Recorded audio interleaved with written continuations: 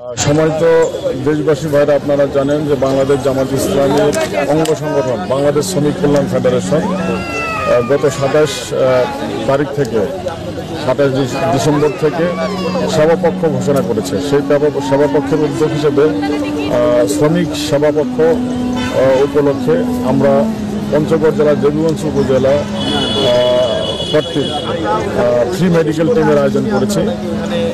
এটি আমাদের সর্বস্তরের জনগণ আজকে এখানে আসবে। দেবীগঞ্জ পৌরসভার অলদিনী সরকারি বালিকা উচ্চ বিদ্যালয় মাঠে।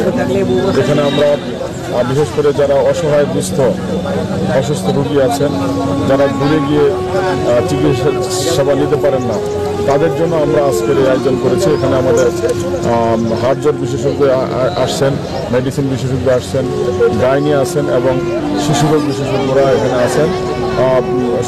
এরপরে ফ্রি ব্লাড গ্রুপিং, এরপরে ডায়াবেটিস টেস্ট, অনেকগুলো সেবা এখানে দেওয়া হচ্ছে। আমরা আহ্বান জানাবো যে বাংলাদেশ শ্রমিক কল্যাণ ফেডারেশন যে উদ্যোগটা নিয়েছে, আমরা এই উদ্যোগের মাধ্যমে আমরা মানবতার সেবায় জনগণের পাশে দাঁড়াতে চাই।